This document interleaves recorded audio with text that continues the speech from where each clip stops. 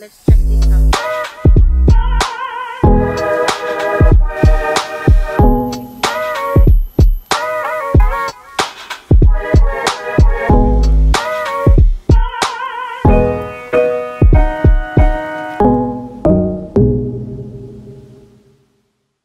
Hello everyone, good morning. Nandito po kami ngayon sa site sa Davao City. We are at Upper Ula and we just arrived for termite proofing or soil poisoning treatment today. So let's check the site because actually it is ready na for buhos. So before sila magbubuhos ng concrete flooring, we're gonna do our part as the exterminators and for the prevention of termite infestation in the future. So ang story ng bahay na ito is 2-story siya before, made of wood, pero it is already infested by the termites. So lahat ng kahoy po kinain na talaga ng anay. So we can see some debris and sa gilid po niya ng construction meron pong maraming anay dyan. So let's check this out, okay?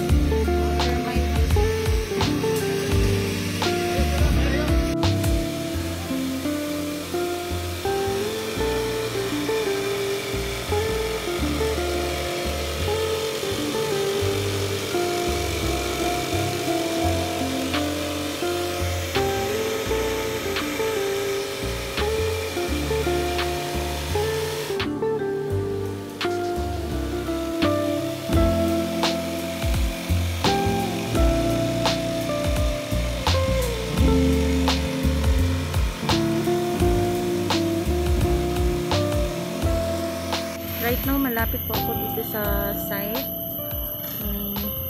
We're going to check the old wood na kinain ng mga termites. Dito po. So, yan po. Hindi po yan buong bahay, pero mostly since it is made of wood. Okay, so the technicians are preparing for another tank of treatment, chemical treatment. So, dito po tayo sa 1-story na bahay. So, right now we're going to talk with our accredited responsible care officer. Nandito po siya sa tabi ko ngayon. Ano po bang masasabi niya regarding our project here? Bakit po merong anay sa mga ganitong areas, especially in the farm? So, ano pong masasabi nyo, Mr. Marco? Hello. Well, in the farm, usually talagang marami ang mga anay dyan dahil sa lupa kung saan doon sila nanggaling. In the case of this house, particular house, hindi itong bagong house, yung dating house, kasi gamas sa kahoy yung bahay nila. So, one particular thing about anay is that they eat materials that are made of wood.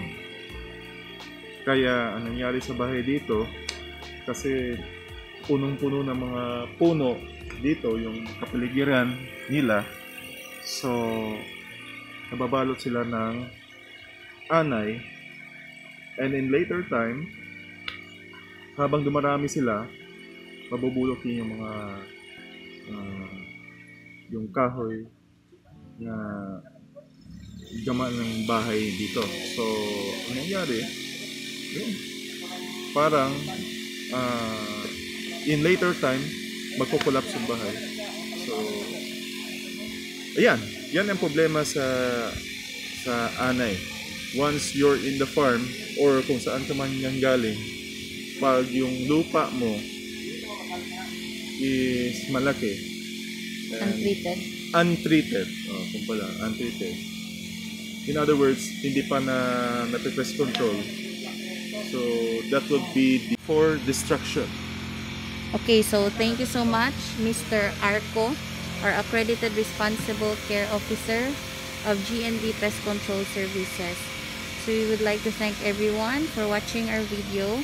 Like and subscribe, and please click the bell notification for our next vlog regarding our pest control firm. And you can also watch more of our videos so that it can help you in solving your anay problems or any pest that you have in your home. Thank you so much.